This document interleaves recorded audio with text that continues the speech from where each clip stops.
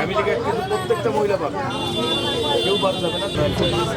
তো আপনারা শুধু দোয়া করেন, আসলে তার তো বাবা মা এখন। বিসমিল্লাহির রহমানির রহিম। আপনারা জানেন বর্তমানে বাজারে গরুর মাংস প্রায় 750 টাকা, এবং ঈদের আগে একটু বাড়ে, কারণ চাহিদাটা বেড়ে যায়, অনেক সময় এটা কিছুটা হয়তো বেড়ে যায়। কিন্তু বাংলাদেশ জাতীয়তাবাদী যুবদল রংপুর মহানগর যুবদলের আমাদের সিনিয়র সদস্য জুবাইর হাসান রজু, তাই সে যে উদ্যোগটা নিয়েছে, এই উদ্যোগটা হচ্ছে যেন আমাদের নিম্ন আয় বা স্বল্প আয়ের মানুষ যেন কম টাকায় গরুর মাংসটা খেতে পারে। সারা বছর তো মানুষ খায়, কিন্তু ঈদের আগের চাহিদাটা বেশি। কারণ ঈদের আগে মানুষ সবাই চিন্তা করে যে বাসায় একটু যেন আমরা গরুর মাংস দিয়ে ভালো কিছু খেতে পারি। এই জন্য এখানে 650 টাকা, পাশাপাশি দুধ ডিমও রয়েছে। এই দামগুলো কমিয়ে সে নিজ উদ্যোগে ভর্তুকি দিয়ে, সে ভর্তুকি দেওয়া মানে যুবদলই ভর্তুকি দেয়, কারণ সে উদ্যোগটা নিয়েছে যুবদলের জন্যই। ভর্তুকি দিয়ে কিন্তু সে স্বল্প আয়ের মানুষের জন্য এই উদ্যোগটি নিয়েছে। পাশাপাশি এইটা আমরা মেসেজ দিতে চাই যে বাংলাদেশের বর্তমানের যে প্রধানমন্ত্রী, যিনি আগামীর বাংলাদেশ আধুনিক বাংলাদেশ গড়ার এবং মানুষের চাহিদা সম্পন্ন করার জন্য যিনি কাজ করে যাচ্ছেন, সেই তারেক রহমানের নেতৃত্বে বাংলাদেশ একটি সুন্দর, সমৃদ্ধিশীল এবং উন্নত বাংলাদেশ হিসেবে গড়ে উঠবে। কারণ আপনারা দেখেছেন তিনি এই ক্ষমতা নেওয়ার 28 দিনের মধ্যে কিন্তু 28টি প্রকল্প বাস্তবায়নের উদ্যোগ নিয়ে তিনি কিন্তু উদ্বোধন করেছেন। তার মধ্যে যদি উদাহরণ দেই, আপনারা জানেন আমাদের কৃষি আয় দেশ, 80% মানুষ কৃষির উপর নির্ভরশীল। সেই কৃষি আয়ের দেশে 12,500 কোটি টাকা কিন্তু তিনি কৃষি ঋণ মওকুফ করেছেন। ফ্যামিলি কার্ড, অনেকে অনেক কথা বলেছেন, কিন্তু তিনি বলেছেন বাংলাদেশের নিম্ন থেকে আপনার একজন সরকারি কর্মচারী হলেও বা আপনার ব্যবসায়ী হলেও সেই তার স্ত্রীও কিন্তু এই ফ্যামিলি কার্ড পাবেন। তো এই ফ্যামিলি কার্ডটা কিন্তু পাইলট প্রকল্প শুরু হয়ে গিয়েছে, রংপুরেও আসবে ইনশাল্লাহ ধারাবাহিক কথা অনুযায়ী। এরপরে আপনারা যদি দেখেন উনি খাল খননের মাধ্যমে তার বাবার, আমরা বলি তারেক জিয়া আরেক জিয়া, মানে তিনি তার বাবার মতো কিন্তু খাল খনন প্রকল্পের উদ্বোধন করেছেন, যেন আমাদের এই কৃষিকাজের জন্য আমাদের বিভিন্নভাবে পানির সমস্যা না হয়। তো তিনি যে প্রকল্পগুলো হাতে নিয়েছেন, এটাকে বাংলাদেশের তৃণমূল পর্যায় থেকে কিন্তু কাজ করে বাংলাদেশকে একটি উন্নত রাষ্ট্রে পরিণত করার জন্য। এবং সর্বোপরি তিনি যেটি বলেছেন, দালান কোঠা অবকাঠামো মানে উন্নত নয়। আমার দেশের মানুষ যদি দুমুঠো খেয়ে পড়ে বাঁচতে পারে, যদি অভাব অনটন না থাকে, তাহলে কিন্তু বাংলাদেশের উন্নয়নটা সামনের দিকে অগ্রসর হবে। তো তারই ধারাবাহিকতায় আমরা কিন্তু কাজ করে যাচ্ছি। এর মধ্যে আপনারা জানেন আমাদের সিটি কর্পোরেশনের প্রশাসক নিয়োগ দেওয়া হয়েছে মহানগর বিএনপির সদস্য সচিব মাহফুজুর নবী ডনকে। তিনি প্রথম দিনেই বসে কিন্তু তিনি এই বর্তমানে যে মশার উপদ্রবের জন্য কিন্তু মশা নিধন কর্মসূচি শুরু করেছেন।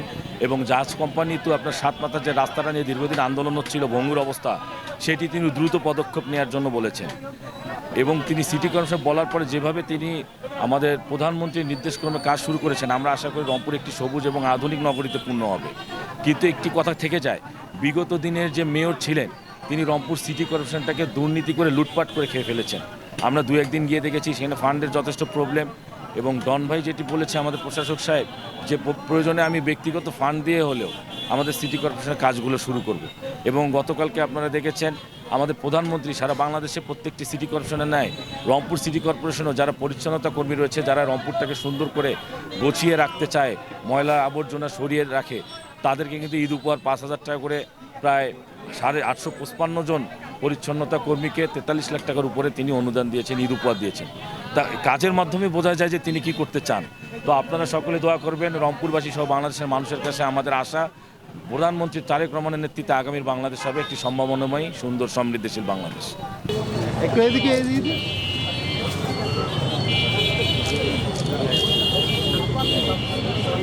অনুভূতিটা আসলে কোত্থেকে আসছে? রংপুর মহানগর যুবদল আসলে রংপুরে আমরা সকল ভালো কর্মকাণ্ডের সঙ্গে সবসময় জড়িত থাকে। তো বাংলাদেশের প্রধানমন্ত্রী দেশনায়ক তারেক রহমান যে সকল কর্মকাণ্ড উনি শুরু করেছে, তা আসলে বাংলাদেশকে পরিবর্তন করে দিবে। আসলে তার এই ধারাবাহিকতায় আমরাও আসলে উদ্বুদ্ধ হয়ে আমরাও কিছু করতে চাই। এই জন্য রংপুর মহানগর যুবদলের পক্ষ থেকে আজকে এখানে 650 টাকা স্বল্প আয় যারা করে তাদের জন্য আসলে আমরা এটা করেছি। আর ঈদের সময় আপনারা জানেন যে ঈদের সময় মাংস কিনতে গেলে আমরা নিজেরাও দেখেছি 800 টাকা হয়ে যায়, অনেক সময় অনেকে কিনতে পারে না। তো এখানে আসলে আমরা একটু কমেই দিব, যেন স্বল্প আয়ের মানুষরা এখান থেকে নিতে পারে আর কি। এই 2-3 দিন আগে সরকারি সকল যে ভর্তুকিটা দিত সরকার, আগে যেটা চলছিল লাস্ট রমজানের লাস্ট 1 সপ্তাহ দেখছিলাম, তারপর ওটা বন্ধ হয়ে গেছে। তো এই বন্ধ হওয়ার পরে তখন তো এখন তো আর খেটে খাওয়া যাওয়া মানুষ আছে, যারা গরিব মানুষ আছে তারা কিন্তু তাদের জন্য কিনতে খাওয়াটা 780 টাকা বা 800 টাকা করে গরিব মাংস কিনে খাওয়াটা অনেক কষ্টকর।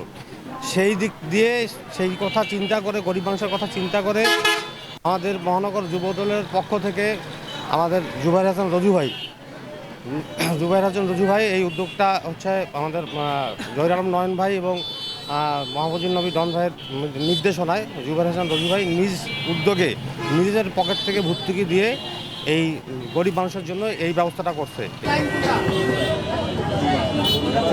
ঈদের সময়, হ্যাঁ ঈদের সময় অনেক কিনতে পারবে না, সেখানে সাশ্রয়ী অন্য জায়গায় 750-800 লাগে, এখানে 650 টাকা, সেহেতু তারা অনেক ভালো মানে খুশি হবে এটা উদ্যোগ নিয়ে। এটা অন্তত ঈদের কয়েকদিন অন্তত সুষ্ঠুভাবে চলুক, এটা আমি চাই। তাহলে ঈদে সবাই, হ্যাঁ সাধারণ মানুষ সবাই সুন্দরভাবে ঈদ যাপনটা করতে পারবে। এই কারণে আমি চাচ্ছি যে এটা ঈদ পর্যন্ত অন্তত অব্যাহত থাকুক, তারপরে সময় ওটা পরিবর্তন করা যাবে, কিন্তু ঈদ পর্যন্ত এটা চালু থাকুক। এবং বিশেষ করে যারা অসহায় এবং গরিব টাইপের এদের জন্য সবচেয়ে উপকৃত হতো। কিন্তু আমরা যারা মধ্যবিত্ত বা একটু যারা একটু বড় লোক টাইপের, ওরাও কিন্তু আসতে পারে, কিন্তু বড় লোকরা না, মধ্যবিত্ত যারা আসতে পারে। কিন্তু এখানে সিরিয়ালটা মোটামুটি ভালো হচ্ছে, সিরিয়াল অনুযায়ী দিচ্ছে, এটা ভালো, উদ্যোগটাও ভালো, এটা সবার জন্যই ভালো। এটা যদি খালি একখানে না আরও বেশ কয়েক জায়গায় দেওয়া হতো, যেমন এখানে গ্যাঞ্জাম কমতো, শাপলা আছে, এখানে সাতমাথা দিত একটা পয়েন্টে পয়েন্টে, তারপর পাড়া চত্বর একটা দিত, এভাবে কয়েক জায়গায় দিলে সবচেয়ে ভালো হতো।